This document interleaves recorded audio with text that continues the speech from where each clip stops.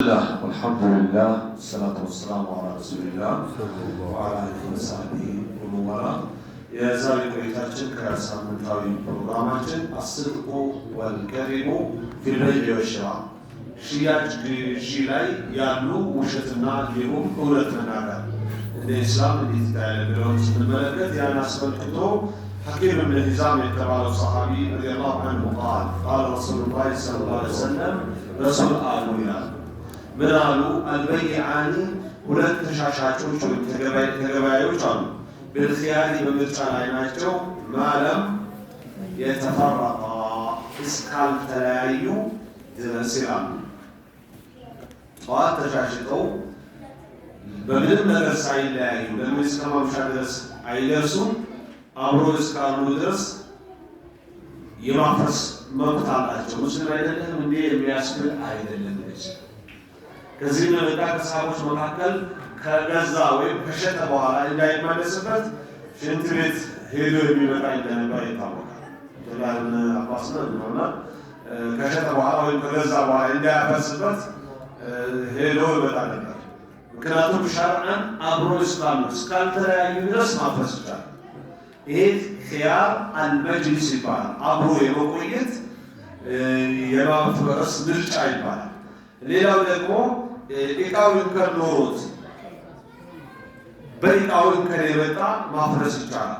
ሌላው ደግሞ እስከ 3 ቀን ድረስ ላስብበት ልምከርበት ላማክርበት ተብሎ 3 ቀን ድረስ አስቦበት ማፍረስ ይቻላል።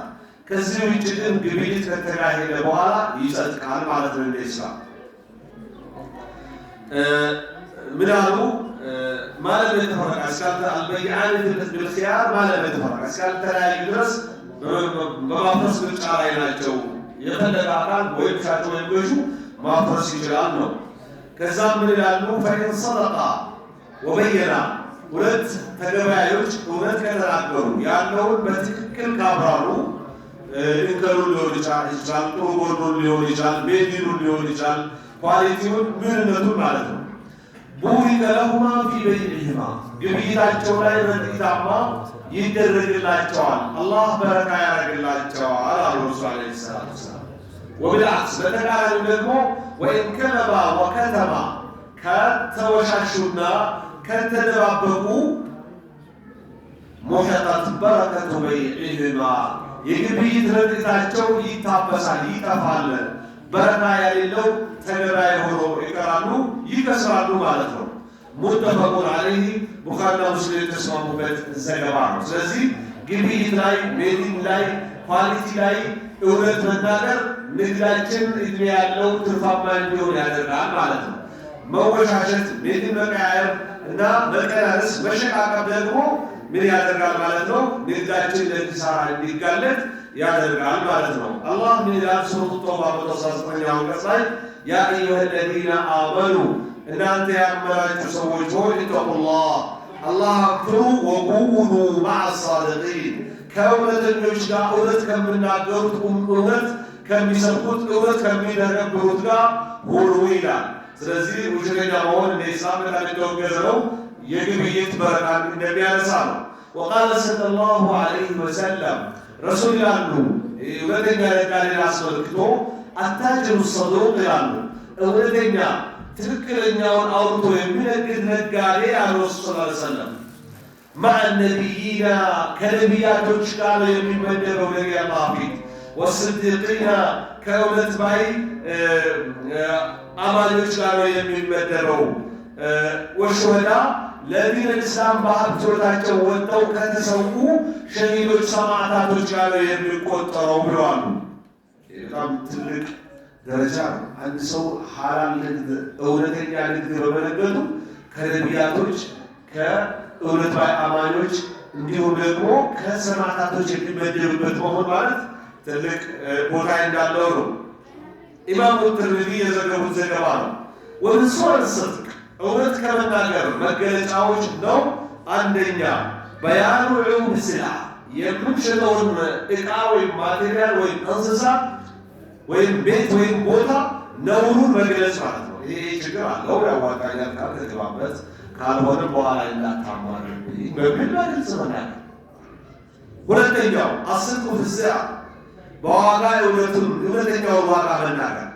የሆነ ምን አገባኝ ስለሌለው አይነት ነገር ዝርፊያ መሰል ትርፍ መያዝ አያስፈልግም። ወልወዝን በሚዛንም ፍትሃዊ መሆን እውነተኛ መሆን። የሆነ ሚዛን ማንሸራተት መሸቃቀል የሚባል ነገር አለ። ወይ አስደግፉታል፣ ወይ የሆነ ነገር ይቀንሱበታል፣ ወይ ያላሉታል፣ ወይ ያጠቁታል።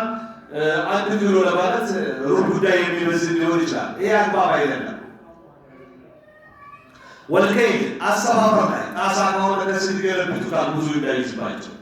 ገዢዎች ደግሞ ከውስጥ ይገለብጡታል፣ ወደ ውጭ እንዳይወጥባቸው እያስደግፉ ይሰፍራሉ። ይህ መሆን የለበትም። እንደ ኢስላም መሸቃቀል አይቻልም። ወይም የመቀነስ ሲስተም ስንሸጥ የመጨመር ዘዴ ስንገዛ መጠቀም ይሄ አግባብ አይደለም። ትክክለኛ በልምድ ወይም በሰዎች እይታ የታመነበትን ነው ማትረፍም ካለብን መስፈርም ካለብን መመዘንም ካለብን ሆነ መገኘት ያለብን ማለት ነው።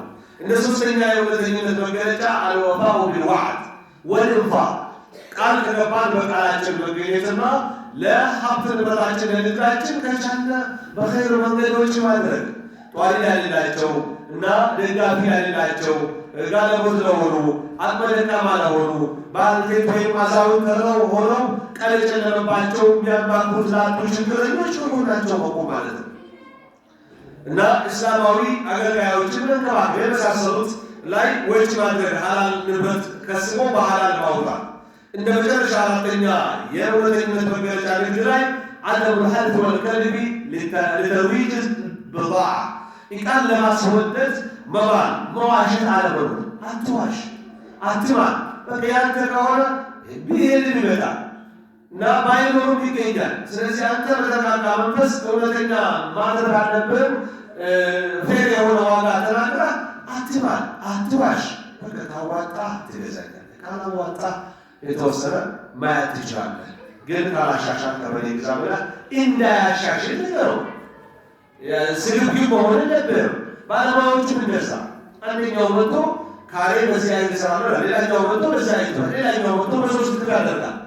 ትክክለኛ አገናዛቢ ሰው ቃሉን ድርድር ጀምሮ ያገኝሃል። አጭበርባሪ ከሆንክ ስትነግርም ስትሰራም ማለት ነው። ስለዚህ አንተን በማያከስ እሱንም በማይጎዳ መልክ አድርገህ ሌላ ቦታ ብሄድ ሊያሻሽል በማይችል መልኩ ንገረው። ከዛ ቢዞሩም ተመልሶ ይመጣል። እንዳለነው ማለት ነው። ሁሉ ባለውለታ አድርገሃል፣ ሌላም ሰው ይልክልሃል። ድጋሚም ሲመጣ ወደ አንተ ይመጣል፣ ወደ አንተ ይደውላል። ስራ የሚባለው ነገር በሰዓቱ መመንጠፍ ብቻ አይደለም። የቀጣይ አንተ በአንድ ሰው 100 ብር ከምታተርፍ በ10 ሰው 10 ብታተርፍ የተሻለ ሊሆን ይችላል። ቶሎ ታስገባለህ፣ ታስወጣለህ ማለት ነው። በ10 ብር ነው ነው እንዳትሉ ለምሳሌ ነው ያልኩት እና ከዛ በተሻለ ሊሆን ይችላል። 10 ከምታተርፍ 50 አትርፈህ እንደዚሁም ፍሬ ይሆናል ማይበረግግብህ ማለት ነው። እና አብዛኛው ሰው የሚሸጥበት ዋጋ ተጠቅመህ ነው መሸጥ ያለብህ ነው ዲን ኢስላም የሚለው። መማል የለብህም፣ መዋሸት የለብህም። ሌላው የመዋሸት ሐራም የሆነ ውሸት ውስጥ የመግባት መገለጫ መካከል አንዱ ኢኽፋኡል ዑዩብ ነውርን መደበቅ፣ የማቴሪያሉ የእቃውን ነውር መደበቅ። ሁለተኛ አልገሽ ወተድሊስ ማታለል፣ ማስቦጨቅ ይባላል እና እንደዚህ ደግሞ መደበቅ። ይሄ አግባብ አይደለም።